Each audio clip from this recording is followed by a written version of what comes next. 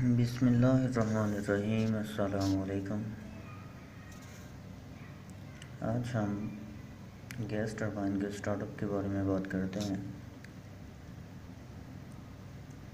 इसमें कौन कौन सी चीज़ों को मद्देनज़र रखा जाता है और क्या क्या इसका सीक्वेंस क्या क्या होती है। तो सबसे पहले तो गैस टरबाइन के साथ जो चीज़ें कनेक्ट होती हैं, जैसे गैस कंप्रेसर होता है जिससे हमारी जो नेचुरल गैस है वो कंप्रेस होकर आ रही होती है। उसको देखा जाता है कि वो एक्चुअल वर्किंग सही वर्किंग कर भी रहा है या नहीं। उसकी एक्चुअल वर्किंग के बाद जो हमारा इंस्ट्रूमेंट एयर कंप्रेसर होता है, जिसकी वजह से हम कुछ न्यूमेटिक सिस्टम को कंट्रोल कर रहे होते हैं, यानी कि न्यूमेटिक सिस्टम की वजह से हमारे कुछ जीटी के वाल जो हैं वो कंट्रोल हो रहे होते हैं। उस सिस्टम को भी हम देखते हैं। उसके बाद हम इसकी स्टार्ट सीक्वेंस के बारे में देखते हैं। अब स्टार्ट सीक्वेंस में कौन कौन सी चीज़ें आ जाती हैं। स्टार्ट सीक्वेंस में सबसे पहले जो है स्पीड और टाइम के दरमियान में जो है ग्राफ बनाया जाता है। तो सबसे पहले न्यूक्लियर पर्जिंग होती है। 30 सेकंड के लिए न्यूक्लियर पर्जिंग होती है। न्यूक्लियर पर्जिंग में क्या होता है कि जो भी हमारा सिस्टम है उसकी केसिंग में जो भी गैसेस वगैरह हैं उनको हम एस्केप करवाते हैं। उसके बाद 4 मिनट प्लस 30 सेकंड के लिए प्री लुब्रिकेशन होती है। प्री लुब्रिकेशन क्यों करवाते हैं? ताकि कोई भी चीज़ अगर जाम पड़ी है तो वो नॉर्मली वर्किंग में आ जाए। इसी दौरान हम इमरजेंसी पंप को चेक कर रहे होते हैं। जो हमारा स्टार्टिंग मोटर है, स्टार्टिंग मोटर को ऑन करते हैं। हाइड्रोलिक सर्किट जो भी होता है उसको भी देखा जा रहा होता है। 5 मिनट के बाद हम जो है क्रैंकिंग का फिनोमिना करते हैं। क्रैंकिंग में क्या होता है, 1 मिनट की क्रैंकिंग होती है, यानी कि 60 सेकंड में हमारी जो मोटर होती है जो जीटी को रेगुलेट करवा रही होती है, 60 सेकंड के लिए उसके आरपीएम 0 से 22% पे चले जाते हैं। जब वो 22% पे चले जाते हैं तो उस दौरान जो है अब वो 22% पे 5 मिनट के लिए रहती है। उन 5 मिनट के दौरान जो है एग्जॉस्ट पर्जिंग हो रही होती है, एग्जॉस्ट डक्ट पर्जिंग। अब एग्जॉस्ट जो डक्ट पर्जिंग है उसमें क्या चीज़ें मद्देनज़र रखी जाती हैं। उसमें भी मेन हमारा पर्पज़ यही होता है कि अगर कंबाइन साइकिल पावर प्लांट है तो जो डक्ट सिस्टम हमारा जीटी से बॉयलर की तरफ है उसमें जो गैसेस हैं उनको एस्केप करवाया जा सके, ताकि हम एक बड़े ब्लास्ट से बच सकें। और इस दौरान जो है 4 चीज़ें और भी देखी जा रही होती हैं। उनमें कौन कौन सी चीज़ें होती हैं। प्राइमरी स्टॉप वाल्व देखा जा रहा होता है। नंबर 2 पे गैस पाइप अंडर प्रेशर देखा जा रहा होता है कि जो गैस की लाइन है वो अंडर प्रेशर भी है या नहीं। Third one gas vent valve को देखा जा रहा होता है। फोर्थ वन पे गैस पाइप राइज टेम्परेचर देखा जा रहा होता है कि जो गैस का पाइप है उसका टेम्परेचर भी बढ़ रहा है या नहीं। अगर प्रेशर बढ़ेगा तो टेम्परेचर भी बढ़ रहा होगा। ये सारी चीज़ें जो गैस वाल्व चेक होते हैं ये 3+20+5+20 सेकंड में ये सारी 4 चीज़ें चेक हो रही होती हैं। नेक्स्ट हम क्या करते हैं, उसका आरपीएम को करते हैं डाउन। आरपीएम को लेके आते हैं 12% पे।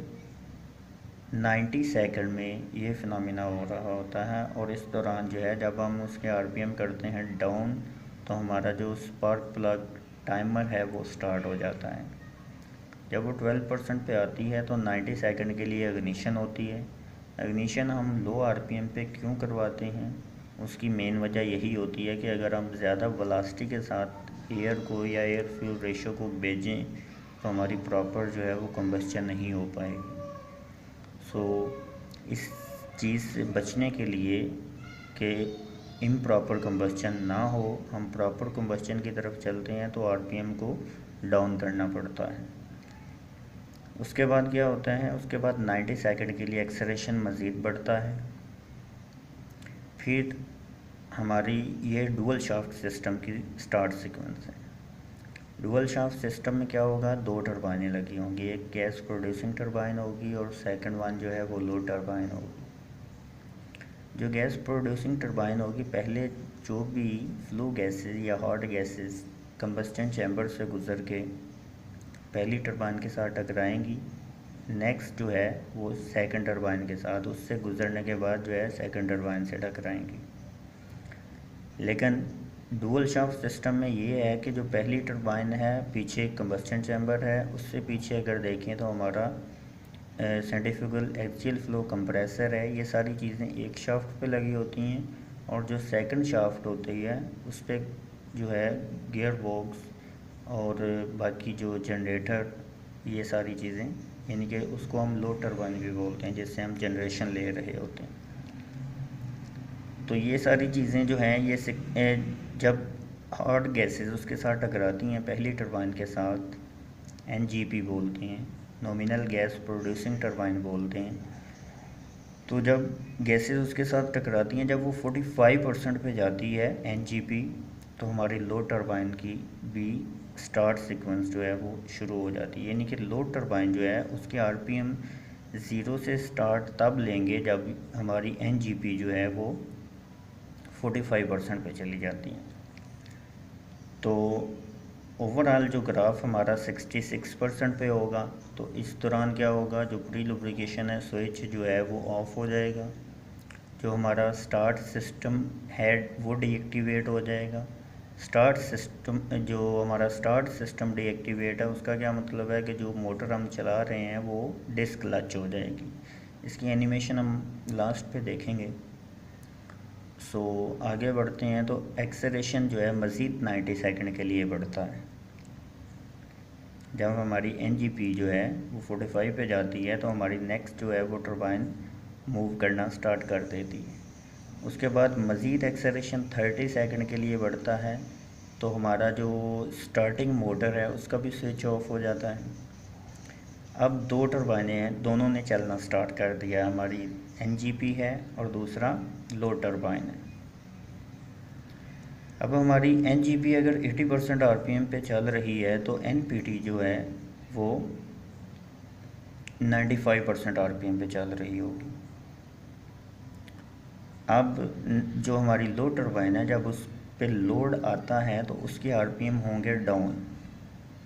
तो उसके आरपीएम डाउन होंगे, तो उसको मज़ीद स्टेबल करने के लिए हमारी जो एनजीपी है, जो गैस प्रोड्यूसिंग टरबाइन है, वो मज़ीद अपने आरपीएम बढ़ाएगी और उसको नेक्स्ट जो हमारी लोड टरबाइन है उसको मेंटेन करने की कोशिश करेगी। तो जब ये दोनों लोड पे आ जाती हैं, तो इनके आरपीएम चल रहे होते हैं 102 101%। यहाँ पे इन दोनों के आरपीएम जो हैं वो चल रहे होते हैं। उसके बाद हम क्या चीज़ें देखते हैं, उसके बाद जो है हम मज़ीद इसको वार्म अप करते हैं 3 मिनट के लिए। 3 मिनट के लिए वार्म अप होता है। उसके बाद हम इसको सिंक करते हैं। अब जो सिंक्रोनाइजेशन है वो क्या चीज़ है, सिंक्रोनाइजेशन वैसे होती है 2 मिनट के लिए। अब ये जो सिंक्रोनाइजेशन है इसमें कौन कौन सी चीज़ें आ जाती हैं, इसमें हम वोल्टेजेस को देख रहे होते हैं, नंबर 1, नंबर 2 फ्रीक्वेंसी को देख रहे होते हैं, और नंबर 3 पे फेज़ सीक्वेंस को देख रहे होते हैं। जो थर्ड वन है फेज़ सीक्वेंस, वो जब हम इसको डिज़ाइन करते हैं तभी उसकी सेट कर देते हैं। बाकी जो 2 चीज़ें हैं वो एट अ टाइम देखी जा रही होती हैं, वोल्टेजेस और फ्रीक्वेंसी। फ्रीक्वेंसी जो नॉर्मली पाकिस्तान में देखते हैं वो 50 हर्ट्ज़ होती है, और वोल्टेजेस को भी मद्देनज़र रखा जाता है। जब हम इसको सिंक करते हैं, सिंक किसके साथ करते हैं, सिंक हम करते हैं बस बार के साथ। तो जब हम सिंक करते हैं तो उसका एक ये भी पॉइंट है कि जब हम सिंक करते हैं बस बार के साथ, तो बस बार जो है वो भी हमारी लाइव होनी चाहिए, वो डेड नहीं होनी चाहिए। सबसे पहले जो है बस बार को लाइव किया जाता है, उसके बाद इसको सिंक किया जाता है। अब बस बार क्या चीज़ है, बस बार होती है कि a conductor or group of conductor use for collecting electric power from incoming feeder and distribute to outgoing feeder. Incoming feeder से जो हमारी इलेक्ट्रिक पावर आ रही होती है उसको आउटगोइंग फीडर में वो डिस्ट्रीब्यूट कर रही होती है। बस बार होती कितनी टाइप्स की है? बस बार जो है वो डिफरेंट टाइप्स की हो सकती है, जैसे रेक्टेंगुलर बस बार होती है, क्रॉस सेक्शनल बस बार होती है, राउंड बस बार होती है, और इस तरह और भी डिफरेंट टाइप्स इसकी हो सकती हैं। ये था सिंक्रोनाइजेशन का फिनोमेना कि हम इस चीज़ को सिंक कैसे करते हैं। उसके बाद मज़ीद 10 मिनट के लिए हम पावर अप करते हैं उसकी, और इस दौरान जो है वो 17 से 20 किलोवाट पर सेकंड के हिसाब से हमारी पावर जो है वो अप हो रही होती है। और उसके बाद जो है हम फुल लोड पे जो है इसको चला लेते हैं। ये थी टोटल स्टार्ट सीक्वेंस कि एक गैस टरबाइन को स्टार्टअप कैसे किया जाता है। ये जो टोटल स्टार्टअप है ये टर्बोमैक की टरबाइन है 10 मेगावाट की, ये उसका स्टार्टअप है। और उसके बाद एक पॉइंट जो आपसे डिस्कस करना था वो ये था कि दो तरह के मोड होते हैं, एक हमारे पास पावर मोड होता है और एक हमारे पास स्पीड मोड होता है। पावर मोड में क्या होगा और स्पीड मोड में क्या होगा? जो हमारा पावर मोड है उसको हम फिक्स लोड और पैरेलल मोड भी बोलते हैं, यानी कि इसको हम शेयर नहीं कर सकते। जब हमारी गैस टरबाइन, जो हमारा पावर मोड होता है इसमें हम जीटी को शेयर नहीं कर सकते। शेयर ना करने का क्या मतलब है कि अगर इसके साथ कोई और चीज़ चल रही है, जैसे एसटी चल रही है या इंजन वगैरह इसके साथ कनेक्शन में है, तो हम उनको शेयर पे नहीं डाल सकते। और जो स्पीड मोड होता है उसमें क्या होता है कि जीटी जो है उसको शेयरिंग पे चला रहे होते हैं इंजन के साथ। अब शेयरिंग का क्या मतलब है? अगर जीटी पे लोड बढ़ता है तो साथ में जो इंजन चल रहे हैं उन पे भी लोड बढ़ेगा, लेकिन अगर जीटी पे लोड कम हो रहा है तो उसी रेशो के साथ जो है इंजन पे भी लोड कम हो रहा होगा।